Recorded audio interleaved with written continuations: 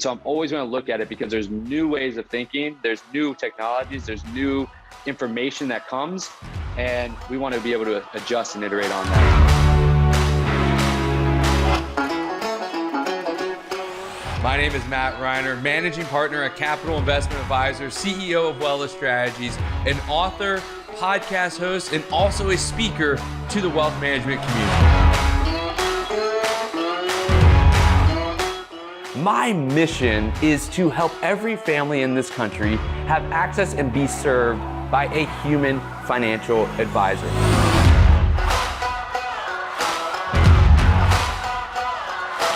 That we all have to live in the moment and not try to force progress too quickly. Let it happen and commit to a long-term strategy in your life, in your business, and in your investment portfolio.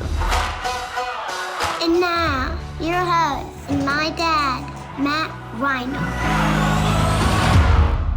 Matt Halloran, author of Shut the F Up and Listen. What's going on, my friend? Dude, I'm so happy to be sitting here with you again. You know, I know that we did some podcasting together. You were on my show. I was on your previous show, and you're one of my favoriteest people. So I'm really excited about having this conversation, man. Oh, man. I hearing it from you means the most because you're one of my favorites. It's mutual. And I am just, I've read the book. I'm stoked for you. So pumped. And I just think it's such a gem. It's a real gem. And just to dive into this with you, I'm curious just to start, you know, what led you to write this book? What was the driving force for you to, you know, put pen to paper and share all this with the world? Well, I wish it was a linear journey, which it wasn't.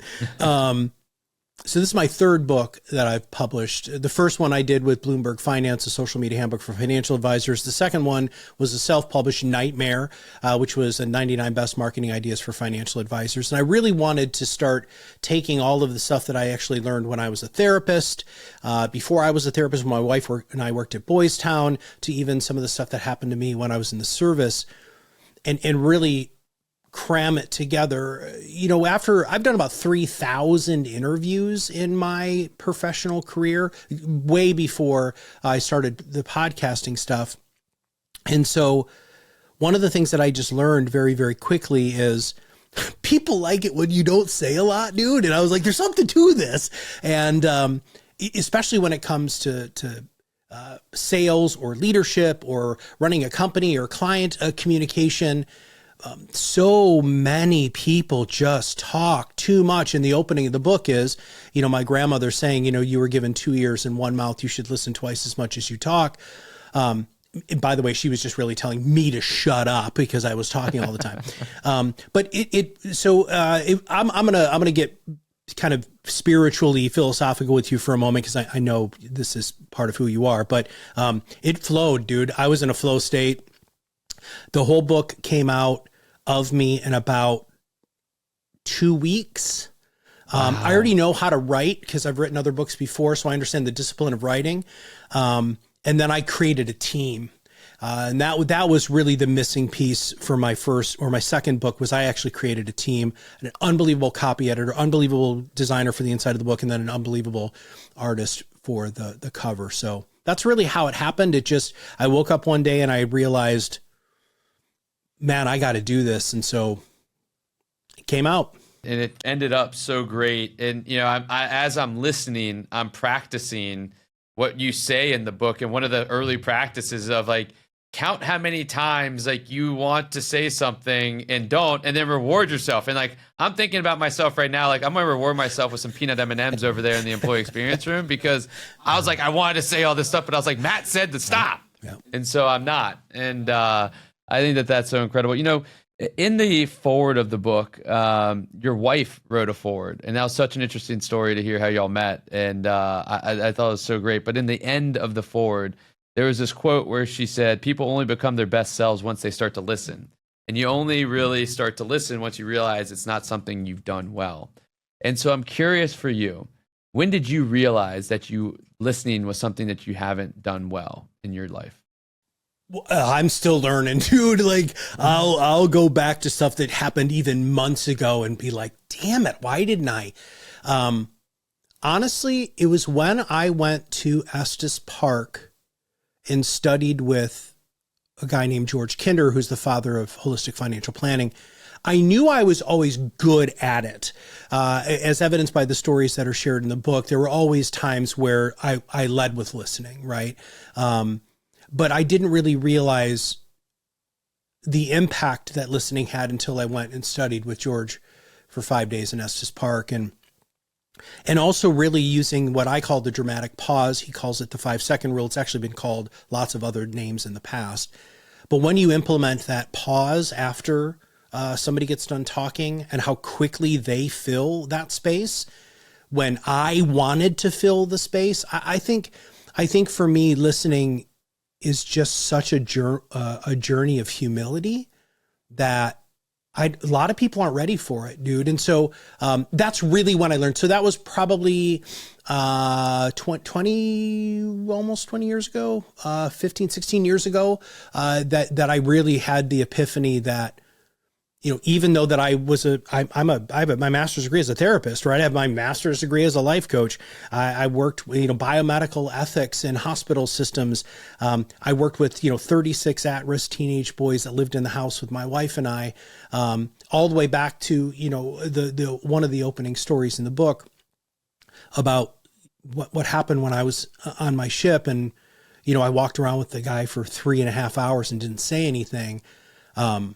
It just all came back, dude. And the more I learn about listening, the more I learn about being engaged listening, not active listening, intentional listening. I just realized that, man, even stuff I did last week, I could have done better. Yeah, my wife would tell me that I'm still not a good listener, and I would tend to agree with her on that at most times. You mentioned it was the Kinder course that you were going through. I'm just to go dig deeper on that for a second. What about that Kinder course was it that made you have that epiphany? What was that moment that that moment where you're like, what were y'all going through? What were y'all doing in that course? What did George Kinder say at that point? Well, he forced us to do it. So this is why there's practice at the end of every chapter in the book, because that was the one thing that we had to do is we would ask a deep philosophical question. And so, the questions are, what does money mean to you? Money, as you know, is wildly emotionally charged. People got huge baggage surrounding it. And when we implemented the 5-second rule, how quickly we would get to the crux of the issue was unbelievable, man. I mean, so I know now, after studying it and doing it for as long as I have, that if I do the dramatic pause, what I call the dramatic pause, 3 times in a conversation, within 6 or 7 minutes of communicating with somebody, I know exactly what their problem is. If I'm the person to solve it, how to solve it, and how to help them come to the realization that I'm the person to help solve their problem. All right. And it's because people want to tell you what's going on, but they don't want to do it right away. So you have to create that safe space so that people actually get there. And that's what George taught us to do. But I'm going to tell a story that I tell in the book when it really solidified it, right? Because, we were doing stuff, practicing with other people, and it was fine. And we kind of built this neat little community and all of that. But when I got home, this is when I realized the power of what I had really learned with that dramatic pause, which was, I got home, my kids were already in bed. I had talked to my wife every single solitary night while I was in Estes Park. It was the longest I'd ever been away from her and my children. They were like 4 at the time. And so I come in the house, I go downstairs, I kiss my kids who were already asleep. They both slept in the same room because they're twins and they were butted up against each other, which they always did. And Angela and I went outside and sat on our back porch. And I just said, "How was your week?" Right. And 2.5 hours passed. And I'm not exaggerating. I double checked this with her. 2.5 hours passed. And all I did was, okay, tell me more. That's all I did. Because I was using the skills that I had learned with George. And then 2.5 hours passed and it was late. And so Angela's like, let's go to bed. I'm like, I would absolutely, yeah, I'm tired. And she grabs the handle and she pauses for a second. She turns around and she goes, what the hell happened to you in Estes Park? That was one of the best conversations we've ever had. And Matt, I was like, it was the best conversation, one of the best conversations we've ever had. I didn't say anything. People need to feel heard. This is a human condition. And that's when everything really gelled. And then I wrote my first article in financial services in horse's mouth in 2007 or 2008, after I had been through this training about communication, about listening skills. And really, that really seeded everything that is now, this super fun book that I'm glad that you enjoyed. That is like one of the greatest aha moments that there is, to have that experience. And we all feel that we need to solve people's problems, but if we just listen to hear and not to fix, there's something so powerful about that, that we can all take away. And, you were mentioning, in that time that you were talking with Angela, how you were saying, and you're talking, and then tell me more, using the great phrase of tell me more, to get people just to keep going and say that you're listening as well. You also alluded to something that you learned with Kinder of the dramatic pause, which is the 5-second rule. Tell me about the dramatic pause. Because like some people would just be like, all right, well, they say it, I'm just going to sit there and look at them for 5 seconds and then wait. But there is like an art in a dramatic pause that gets more out of them. So tell me more about that. Yeah. It really is an art. In all of the stuff that we're going to talk about on the show today and everything that's in the book, is really meant to be the beginning of a journey that you have to practice. And so the dramatic pause, the reason why it's so powerful and the way that you make it an art form and is you have to really understand who you're communicating with. That's step number one. Step number two, you have to understand pretty quickly how deep they want to go. People will show you that rather quickly. But then what it is it's the practice of you being comfortable with being uncomfortable, because silence makes people uncomfortable. And if you can get like really okay with it, if you're able to just sit in that silence, then they will sit in that silence too. And that's the beginning of the process. The other thing that is very artful about this, which is actually a mindfulness technique, this has been trained for, 4,000 years now, is breathing. And so I like talking a lot about breathing when it comes to the 5-second rule and the dramatic pause, because what you're supposed to do, so you get done saying something. My job is to not maintain eye contact because that's creepy. I don't want to be creepy.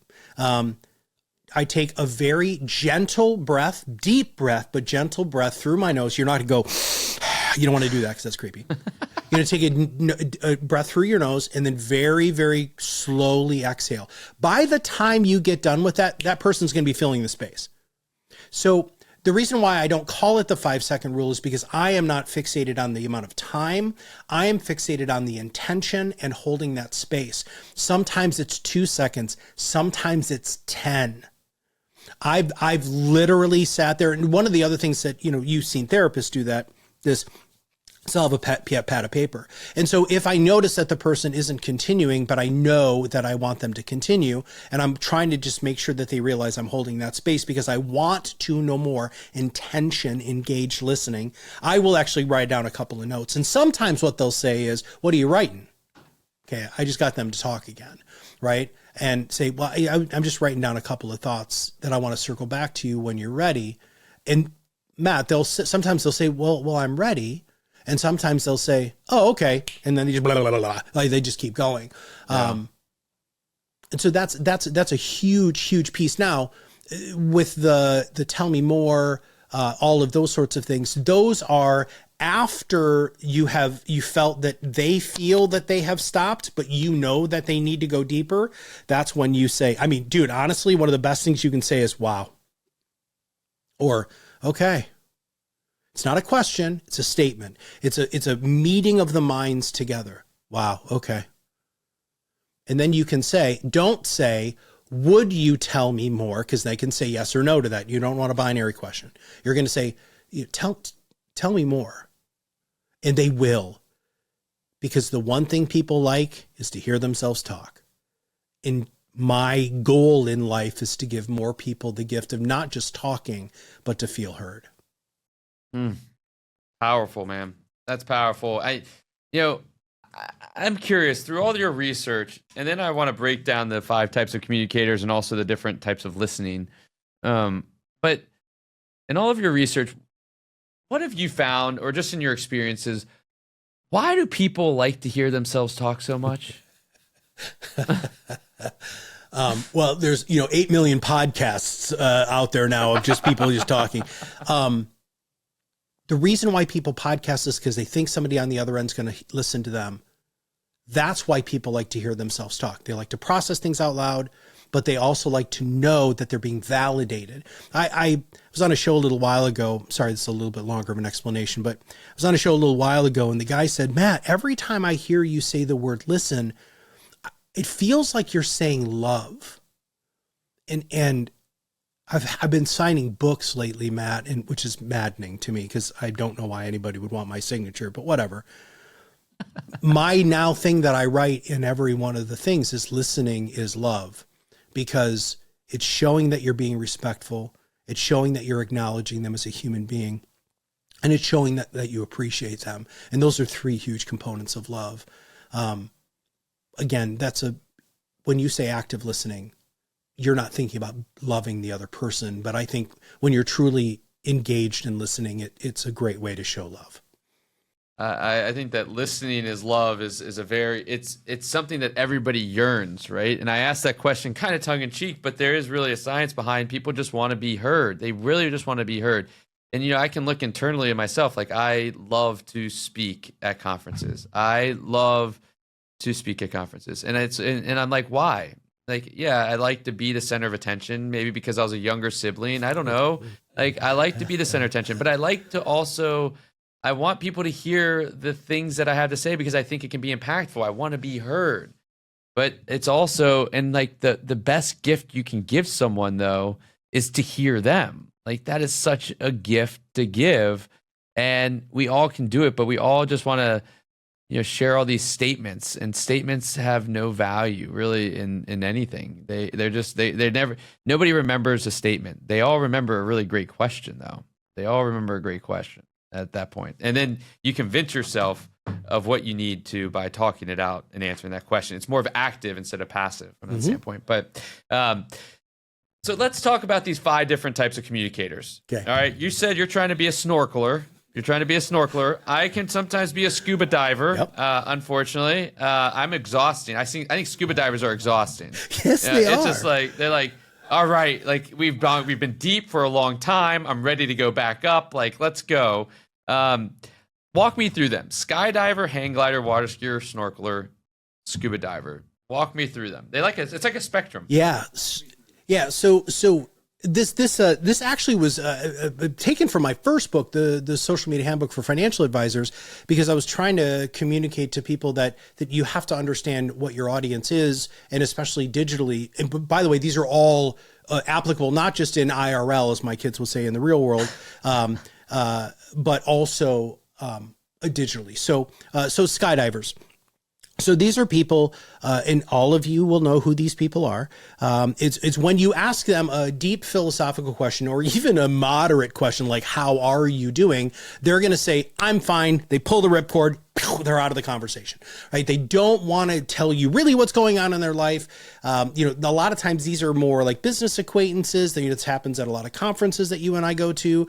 It's a lot of it's maybe more posturing. Oh, I'm great. I'm living the dream. Oh God, are you serious? All right. So you just pulled the ripcord, you're out. So you don't really want to have a real conversation.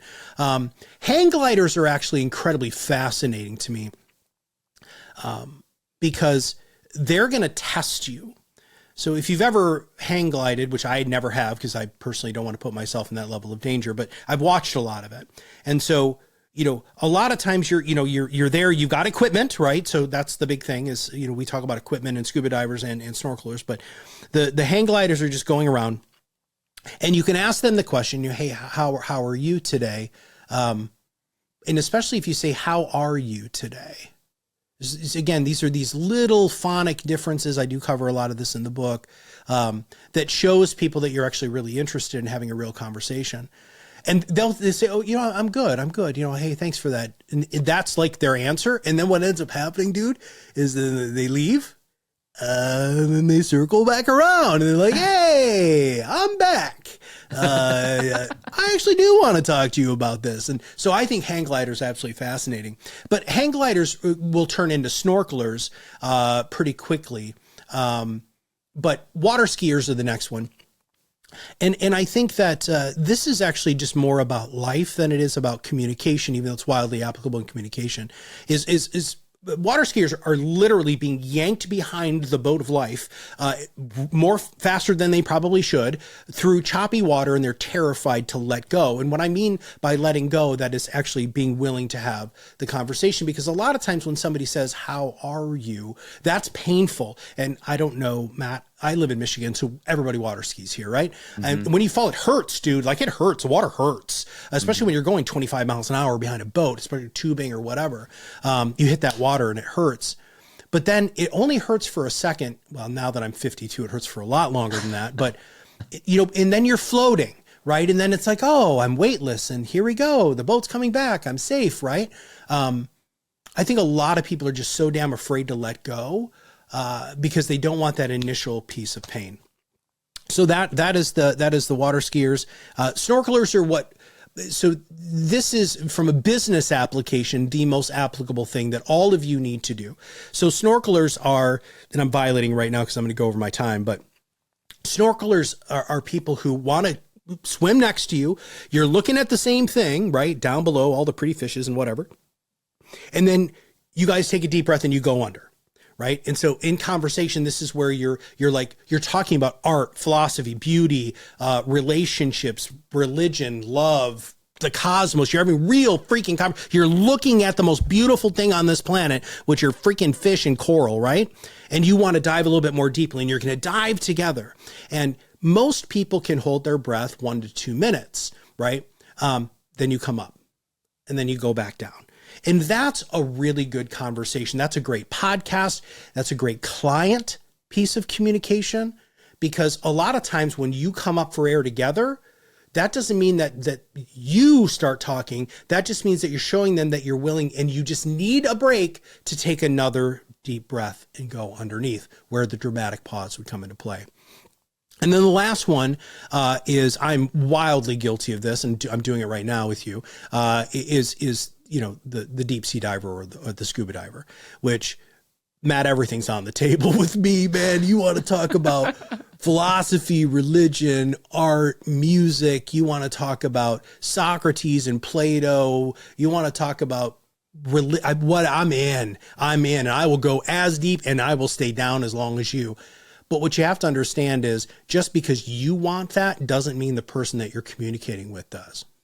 Yeah, the as you're talking about that, it reminds me of like the 5 love languages, and like mine with my wife is like, I want deep connection. I want to go deep on topics. My wife is like, I want to be a snorkeler. Like I'll be a hang glider. Hell, I don't care. Like, and I'm like, well, no, let's go deep on this. And she's like, I'm exhausted. So it's so interesting to understand. And when you think about these different types of communicators, is it like you are one, or no, is it like you can navigate, like you go in and you're like a chameleon, and you're going to be each of these types of people based on who you're going to and adapt to them? And I guess the last question is that, do you want to adapt to, do you want 2 skydivers talking to each other? Is that what it is? And you want 2 scuba divers? So it's harder if they're like a scuba and a snorkeler talking to each other.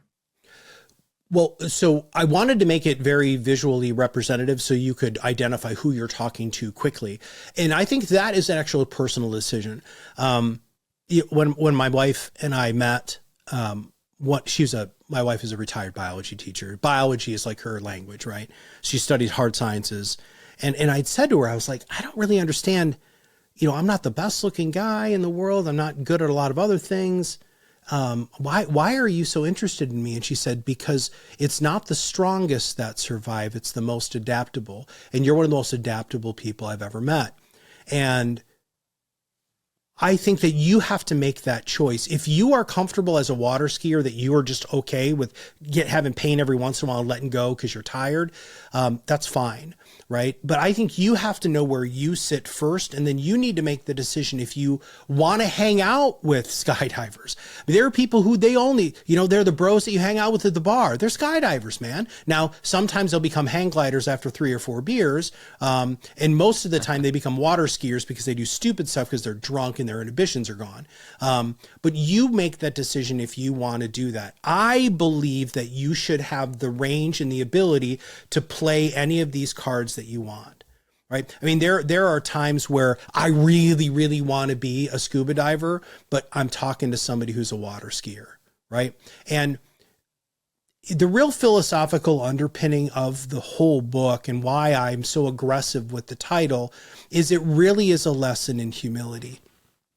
We as a society have made everything so much about us. Me, look at me, look at my Instagram, look at my Facebook, my life is perfect. I wanted to really flip the script on that and say, no, I'm here for you. I'm here to listen. I'm here to support. I'm here to be what you need me to be. If that's a snorkeler today, I'm there. If you just want to be a hang glider today, I can do that too. So I think the first thing is identifying where you're most comfortable, and then see how quickly you can switch, if you want to, into the other types of listeners or communicators. What a amazing way of thinking about it, of flipping it on its head, right? Just think about this world, how it'd be different if we all wanted to listen more than talk about ourselves, right? Just, and how we wanted to understand people, and by listening, not trying to convince people of what we believe, right? Like, what a difference that would make. Like, if we can get more people to shut the F up and listen, man, would we make a change, huh? That's why I wrote the book, brother.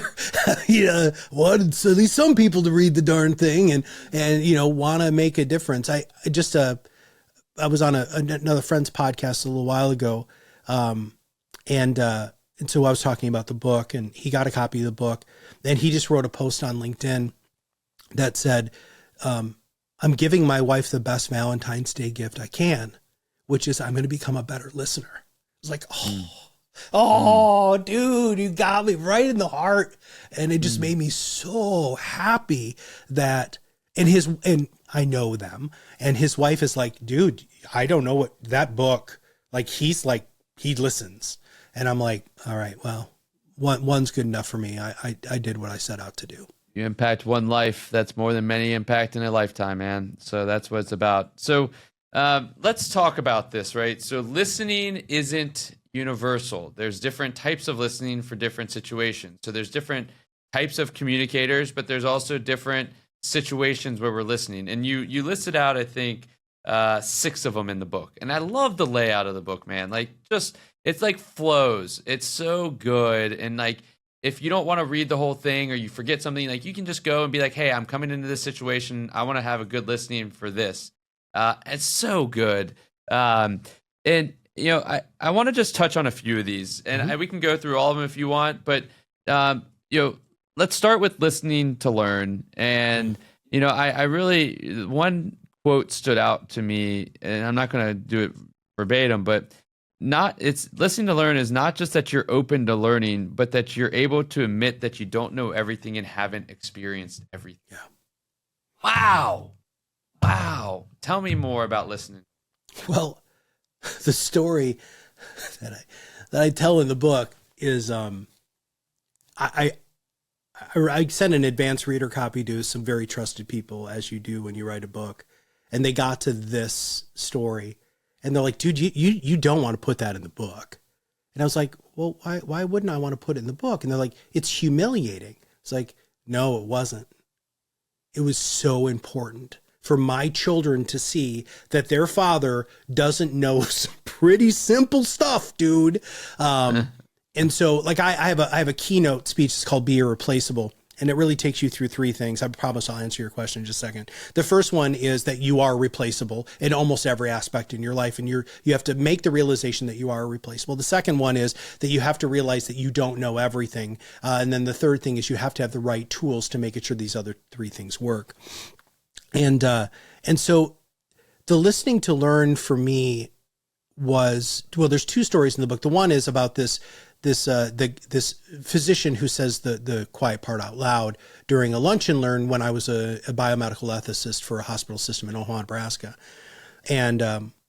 It was just so fascinating to watch the room as this guy was screaming about how stupid the patient was for making the decision. They should have listened to him because he was right and they were wrong. And all of the doctors thinking, oh my God, now that I hear somebody else say that, that's so wrong.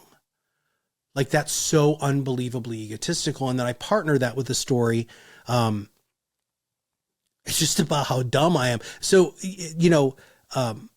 my undergraduate degree is in philosophy and communications, dude. I took 2 math classes and 2 science classes throughout all 4 years. And then in graduate school, I took 1 math class, which was probability and statistics, which you have to have as a therapist. And so hard sciences, I just never studied it, right? And on top of that, I was raised really religious, like cult level religious, not really, but very extreme.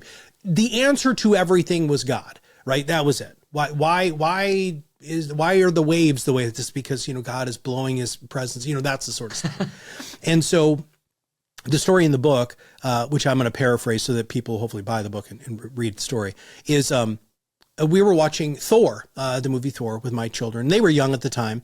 We weren't in the theater. We were at home watching it.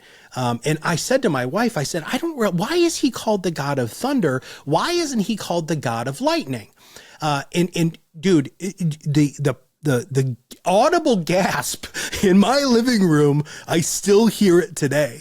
And I was sitting next to my wife on the couch, and my kids were sitting in front of us, and like all eyes just bam right on me. And I had realized at that moment that I was not on the same page as my family, dude. And my wife, who is a biology teacher, retired biology teacher now, she also taught astronomy and neurosciences. And she looked at me and she goes, "Where do you think thunder comes from?" And I was like, "Well, it's when 2 really heavy rain clouds clash together." And they're like, "What?" My son Wesley was like, "What did you just say?" And Derek, my other son, I have twins, he starts laughing. And Angela's like, hold on, guys. She's like, "Have you ever studied weather?" And I was like, "No, I studied Socrates and Nietzsche and Plato." It's like, what the hell are you talking about? And she's like, "Matt, that's not where thunder comes from."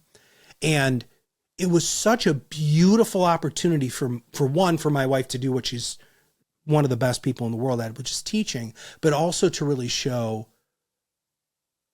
my children that, Dad doesn't know everything, which, by the way, when they turned teenagers, that was really out the window anyway. But I think so much of us, especially that when we're experts, right? I'm an expert in podcasting. I am an expert in listening and communication. So I've studied it for more than 10,000 hours, right? But on the grand scheme of things, Matt, I don't know crap about crap. And I also don't want to go in to any conversation thinking that I'm the smartest person in the room. And part of that is because I'm never the smartest person in the room. I do not have a high IQ. I have a very high EQ, but I do not have I'm totally normal when it comes to IQ. And I think and again, going back to something I said a few minutes ago, this is why listening is a lesson in humility.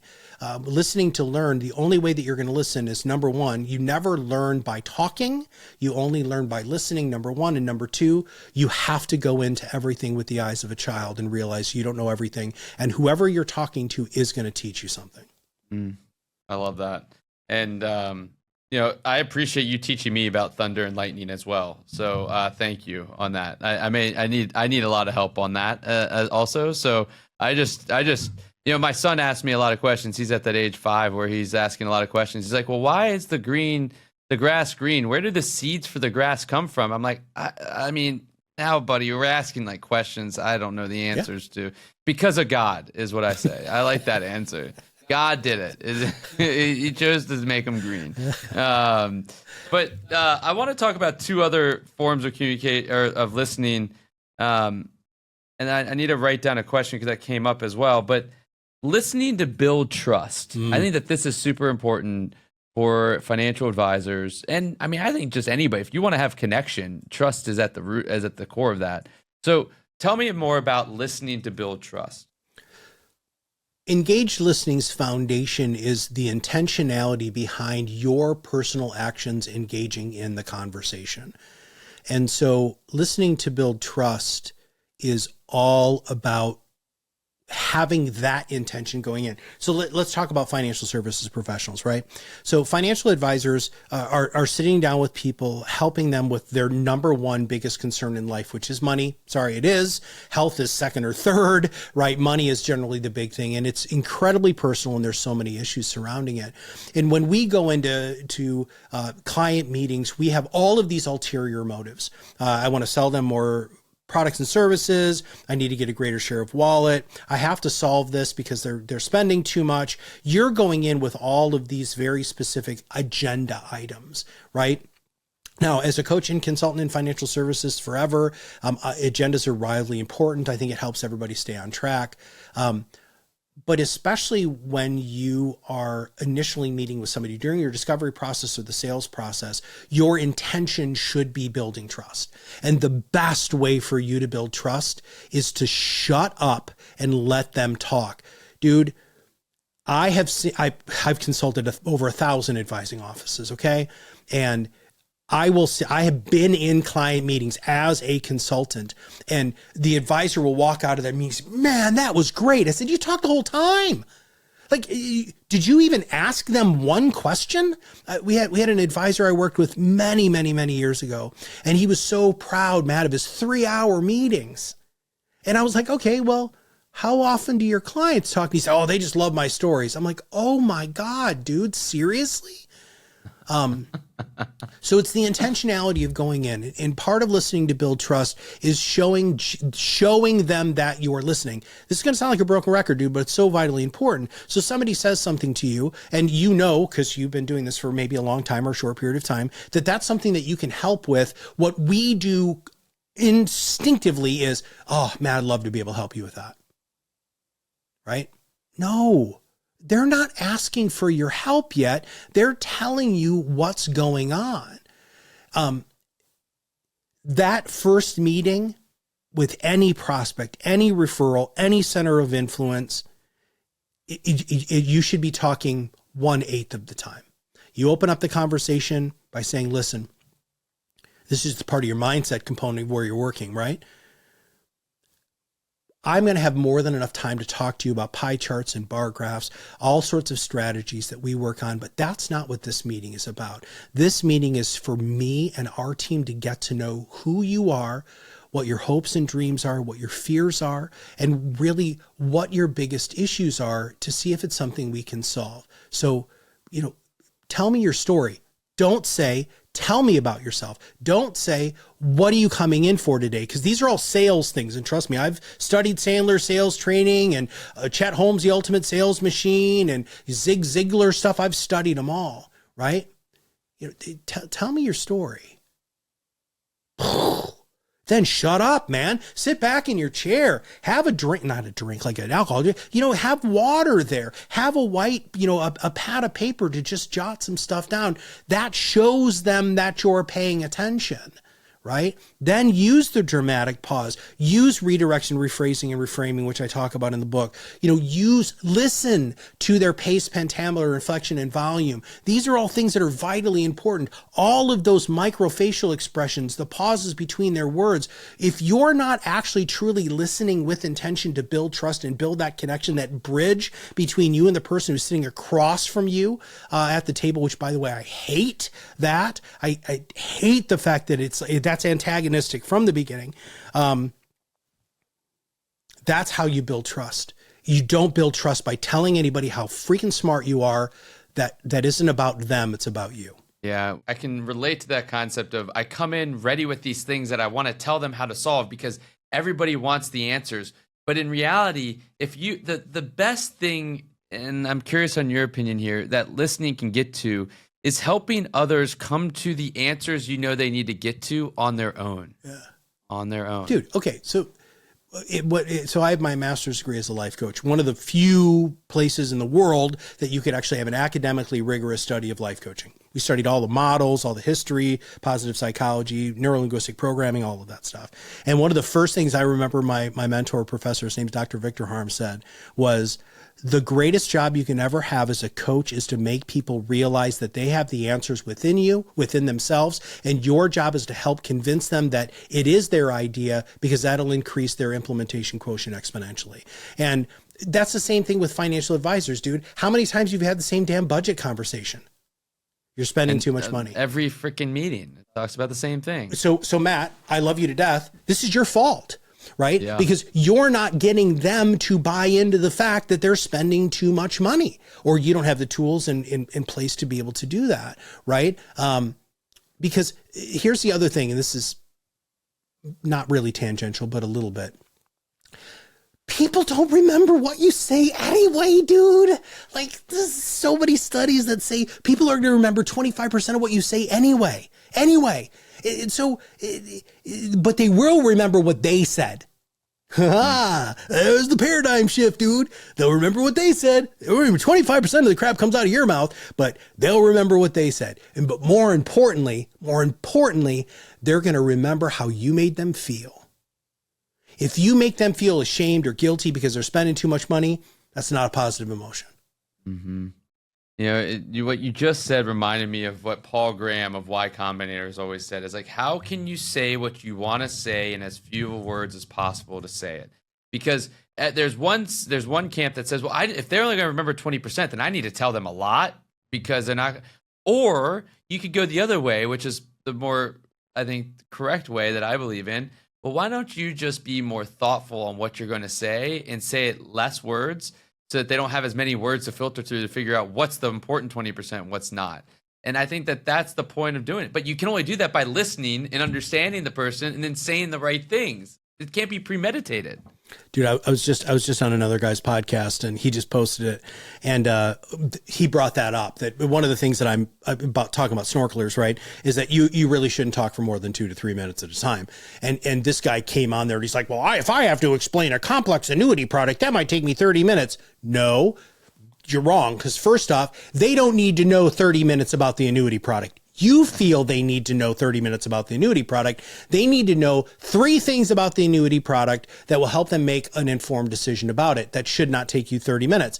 And I also hearken to a friend that I know that you're friendly with him too, is Carl Richards. Carl Richards can take the most complex stuff. He draws it on a little piece of paper and hands it to you. Yeah. Right. Yeah. And so I think that guy who was responding to that post, it was all about him. It's all about him. It wasn't about the client. He's trying to mask it as, well, the client needs to know. Client doesn't need to know. Client doesn't care. You're the expert, right? Aren't I paying for you to know all that stuff? What do I need to know that stuff for? I mean, come on. It's the same thing. I don't need to know how the sausage is made at a restaurant, right? If you tell me it's Vienna sausage, I'm going to say, okay, that's enough. I don't need to know how you go through it, because what I care about is how, when I eat that, how it makes me feel. That's right. Does it make me feel good? I don't care how we got to that point. I am going for, it makes me feel fulfilled, happy, whatever it is. It's the same thing here.